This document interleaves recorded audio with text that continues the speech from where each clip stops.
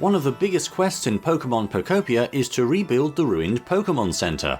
This is quite a process with many steps involved, so let's dive into how to get this done. The first thing you'll need to do to start the quest is to complete your own house. To do that, you'll need to put a flag on the house of your choosing. Once this has been done, you'll need to speak to the Professor, who will start talking about the Pokemon Center rebuilding kit. The rebuilding kit is what you'll need to use to rebuild the center, and you can buy this from the nearby PC shop once your environment level is high enough. In this case, my environment level was up to level 4.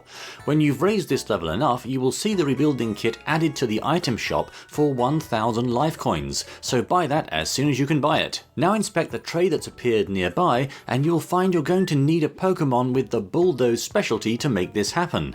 So to find this, head over to the cave area. This is located on the side of your village. You'll need to break through a stone wall using the Rock Smash move to get to this area. Go into the cave and explore quite a bit, breaking any walls in your way until you come to a trapped Pokemon who needs some help breaking some walls in front of them. Unfortunately, these walls are too tough for you to break right now with the Rock Smash move, so you're going to have to come back later. In the meantime, you'll need to go back and find the Professor, who has walked over to the starting area on the island and wants to see what's past the stone wall here. So if you haven't already, use the Rock Smash move to break the wall of rocks and clear a path for the Professor leading out to the ocean area. Once you're in the ocean area, the Professor is going to notice the sandy lighthouse, so head over and interact with the terminal here to hear a conversation. Once this is over, you can optionally deposit some berries here if you want to clear the first part of the team initiation quest. Now you'll need to return back to the ruined Pokemon Center and wait for the Professor to come back. This can take a bit of time. Talk to the Professor when they come back, and you'll see you now need to make a habitat for a Pokemon who can make it rain, which is a seaside tall grass habitat. So go back over to the oceanside area and now make 4 patches of tall grass next to the sea using the leafage move. This will create a seaside tall grass habitat, but the Pokemon won't appear right away, so you'll have to check back a bit later and you'll see some rustling in the grass. Inspect this and a new Pokemon is going to appear.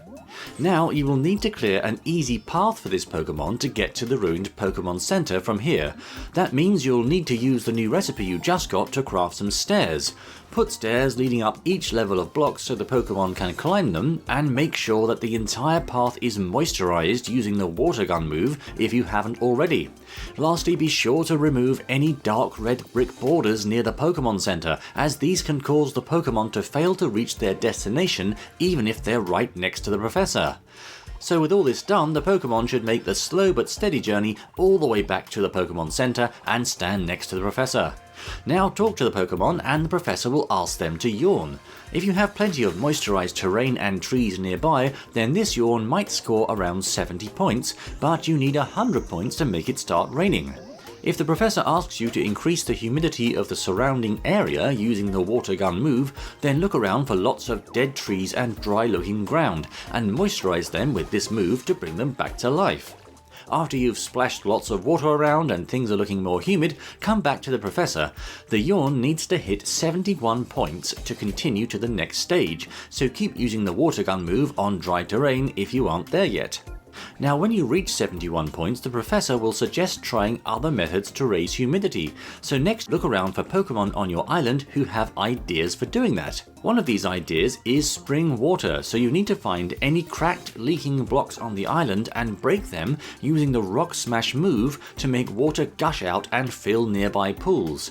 Then break other blocking stone to let the water flow further, making more pools and creating this water fountain among other things, which will raise humidity. Now in the starting area of the island, you will see one of the Pokemon here has another idea to boost humidity, which is to make a large field of flowers habitat. Another Pokemon will also tell you to make a hydrated tall grass habitat, which consists of 4 tall grass patches near some water. So go to the pools of water you made earlier and use the leafage move to make 4 tall grass patches close to each other, creating a hydrated tall grass habitat. Now next, with the right Pokemon following you, go to the PC shop and buy a set of 5 bags of wildflower seeds for 50 coins, or more if you need to, because we will be making 8 flower patches in total.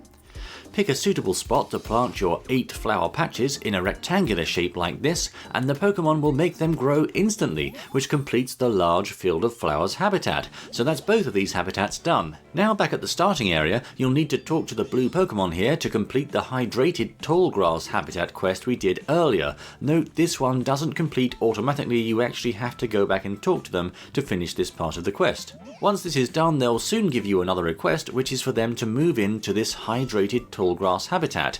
In this case, I actually made another one nearby. So get them to follow you and lead them to the habitat you've made, then talk to them when they are close to it and choose the "Wanna Move In Here" option, then select the nearby hydrated tall grass habitat you made. With that done, return to the Professor and ask the Pokemon here for another yawn, which should now be worth 80 points. Now go back to the blue Pokemon and they will have another quest for you, which is to make a habitat consisting of 2 dolls and a plated berry. So ask the Professor and they will tell you to go to the starting cave and get some dolls near their bed. So go to this cave and check the cart next to the straw bed here to pick up the dolls you need. Now go back to the Professor area and put a plate in between 2 walls like this, then place a berry on the plate, and lastly put the 2 dolls on the walls each side of the plate. This should complete the habitat. Now you'll want to return to the blue Pokemon and lead them to the habitat you just made, wait for them to finish their animation and then talk to them. Now talk to the Pokemon near the Professor one more time and they will let out a 100-point yawn, completing this section of the quest. After the rain has stopped falling, you will hear a roar that you'll need to investigate by heading back to the oceanside area. Once you've arrived here, you'll want to build some blocks to make yourself a path across to the huge Pokemon here and then talk to them. After this conversation, it will start raining. So, with the rain now pouring, head back to the cave from earlier where the Pokemon is trapped behind a wall, and you can now use the Rock Smash move to break through the wall and let them out. Talk to this Pokemon and they will ask you for a smooth tall grass habitat to live in, which consists of a smooth stone and 4 patches of dry tall grass. So search in the cave area to find a smooth stone, which will dry out nearby tall grass, enabling you to make this habitat. Now go to your village and make 4 patches of tall grass using the leafage move, then put the smooth stone next to them, which completes the dry tall grass habitat for the Pokemon. Go back to that Pokemon and talk to them again to complete this habitat request. Now you'll want to head back to the Professor and inspect the tray next to the ruined Pokemon Center and add the necessary building materials if you haven't already. Now you'll need to gather a total of 8 Pokemon, including ones with the Build, Chop and Bulldoze skills. The Pokemon we just rescued has the Bulldoze skill, and you should have already found Pokemon with the Build and Chop skills earlier, so get these 3 to follow you and then choose 5 more Pokemon in total to follow you. Note that you can only have 5 Pokemon followers at one time. Bring them all near to the building site, inspect the tray and go to the Pokemon tab, then press plus on your controller to make all nearby Pokemon get ready to build. When all of the materials and required Pokemon are present, you can press the Start Rebuilding button to start the process, which will be completed tomorrow in real time, so the next day in real life. Come back the next day, talk to the nearby builder Pokemon, and the fully rebuilt Pokemon Center will be unveiled at last. You can now go inside to find a journal and 2 usable terminals, one of which will fully restore your energy without having to eat food. That's quite a process to rebuild the ruined Pokemon Center in Pokemon Pokopia, but hopefully that helps you out. If you like this video, please leave a like, subscribe, and ring that bell. Thanks for watching!